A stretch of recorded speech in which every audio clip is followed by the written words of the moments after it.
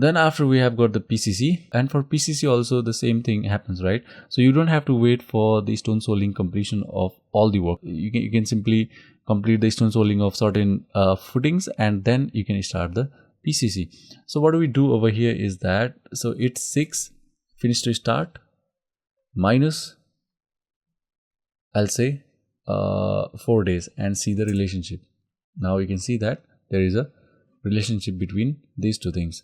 So once the soling starts, there is a gap of 2 days, which means that if today all the soling finishes, after 2 days the PCC finishes, you can reduce this gap to 1 day. So I'll just say 6 FS minus 5 days, right? So there is a gap of 1 day. So today soling finishes, tomorrow PCC finishes. So normally what also happens is that soling and PCC, they are also done at the same time. So you do the soling, you do the PCC, you do the soling, you do the PCC, but they don't have start to start relationship because they don't start at the same time. So alright, so that is why we'll stick with this FS relationship between them, and we will use this relationship or this lag thing over here to adjust that delay.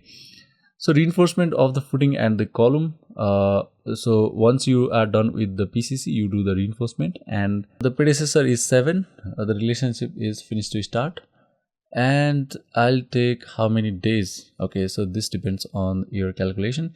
So today if I finish the PCC, and how many more days it will take to complete the reinforcement of the column. PCC is over here, 6 days time, and I'll take a lag of 3 days. So which means that I can start after 6 minus 3, that is 3 days, right?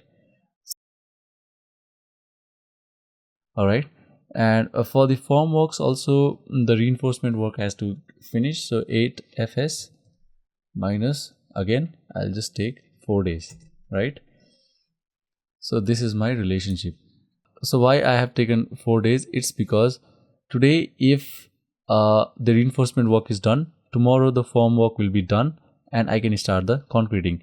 So if I just shift it a little bit back, let's say if I just put okay, not like this, if I just put 5 days over here, then it will show that, and then it will show that the reinforcement and the form work finish at the same time, but it doesn't happen.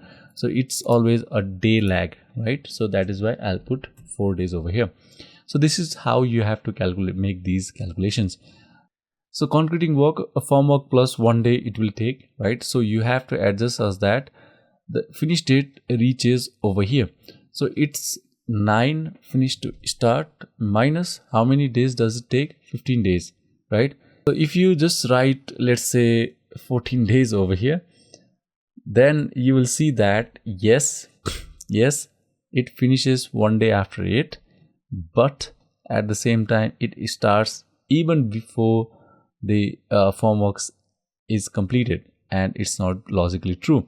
So what you do over here, you don't do like this.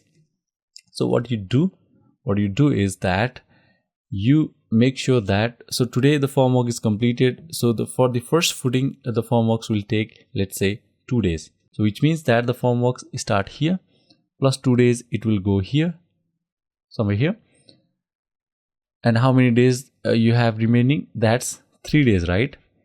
Okay, so I'll just explain this to you. For formworks I have got 5 days. So this is day 1, 2, 3, 4, and okay, 5 days, right? And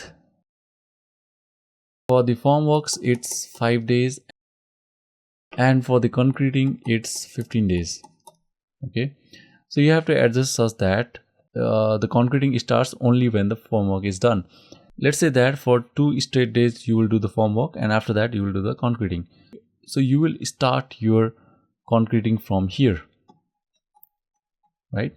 So what do? You set a relationship that is finish to start minus how many days?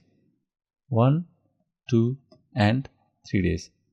So FS minus 3 days. Okay, so this is how you set the relationship.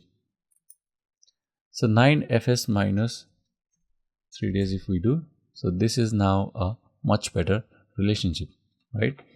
But at the site it's not like, so today formwork finishes and after let's say 10 days the concreting will finish. No, it will not happen. what will happen is that today formwork finishes, tomorrow the concreting will finish, but you have to show the relationship logically in the software.